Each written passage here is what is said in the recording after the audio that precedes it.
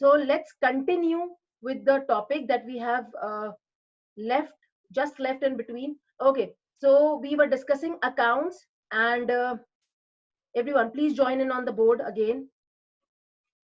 Okay, so I was telling you that this is how we are going to post the journal entry in the ledger book of accounts. So मैंने अभी अभी आपको बताया कि जिस भी account को आप बना रहे हैं उसके अंदर उसका खुद का नाम नहीं आता, उस अकाउंट को किस वजह से इफेक्ट हुआ है और कौन से दूसरे एस्पेक्ट ने इफेक्ट किया है, हम उसे रिकॉर्ड करते हैं लेजर के अंदर.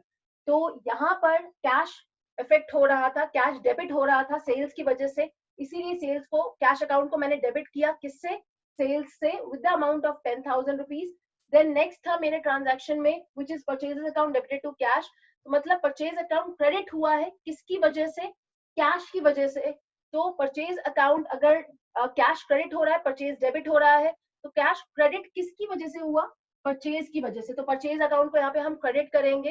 Right down the date on which the transaction has taken place.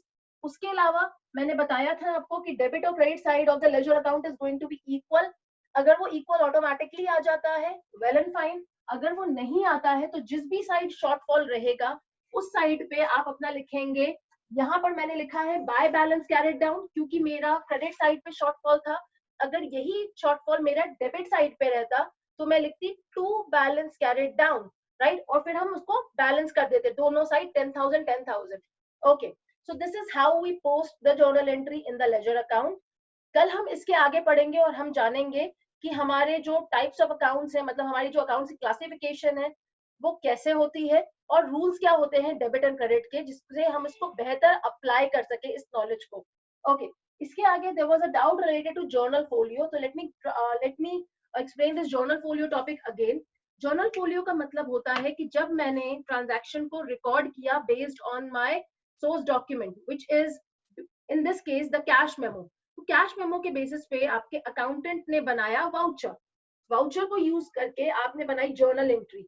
अब जब जर्नल एंट्री रिकॉर्ड की तो मैंने आपको बताया था that journal is prepared in the chronological order. Chronological order का मतलब होता है कि जिस दिन जो ट्रांजैक्शन हो रही है हम उसे रिकॉर्ड करते जा रहे हैं. अब आप बात कर रहे हैं कि जिस दिन जो ट्रांजैक्शन हुई आपने उसे उसी दिन रिकॉर्ड किया. मान लेते हैं कि सेल्स की ट्रांजैक्शन को जो मैंने रिकॉर्ड किया था वो रिकॉर्ड किया था पेज नंबर 20 में.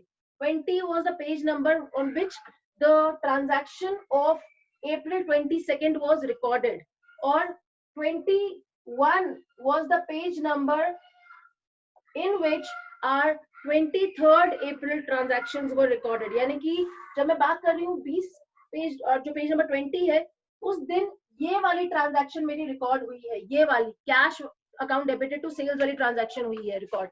तो जब मैं इसे पोस्ट करूंगी अपने लेजर अकाउंट में तो जर्नल फोलियो के अंदर भी वही पेज नंबर आएगा कि ये ट्रांजैक्शन कहाँ पे रिकॉर्डेड थी और आप इसे कहाँ से लेकर आ रहे हैं लेजर में, राइट. इससे क्या होता है, इससे हम करते हैं बैक ट्रैक. बैक ट्रैक का मतलब होता है कि अगर मान लीजिए आपने यहाँ कोई गलती की, जैसे 10,000 को आपने दिखाया है और 10,000 की सेल्स नहीं थी, ये सेल्स थी आपकी 1 लाख रुपए की. कैसे पता लगाएंगे आप 1 लाख की सेल्स को 10,000 दिखाया? उसको फाइंड आउट करने का तरीका है कि आप इसी पेज नंबर पे वापस जाइए और देखिए कि वो ट्रांजैक्शन कितने की रिकॉर्ड की गई है, क्योंकि वहां आपको वाउचर नंबर लिखा हुआ मिलेगा, आपका कैश मेमो नंबर लिखा हुआ मिलेगा, जिससे आपको पता चल जाएगा कि ये ट्रांजैक्शन एक्चुअली कितने की हुई थी और आपने अपने लेजर में कितने का रिकॉर्ड किया है.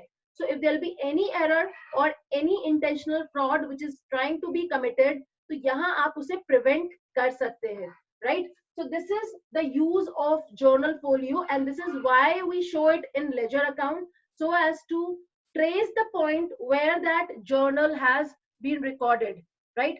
So this is the concept of account, the T-shape account. How is it prepared? What is the debit and credit side of account? How are we going to record the journal entry in the book of accounts, that is ledger? ये हमने topic आज अपना finish कर लिया है. अब कल हम इसी के आगे पढ़ेंगे, जैसे मैंने पहले कहा आपको, nature of accounts, that is classification, and उसके अकाउंटिंग के डेबिट एंड क्रेडिट के rules. Thank you everyone. I hope if there will be any other doubts related to this topic, we will be taking up those doubts in the session tomorrow, or you can message it to me on my WhatsApp number. Thank you, everyone. I'm finishing the meeting here. Please take care of yourself and see you all tomorrow. Thank you.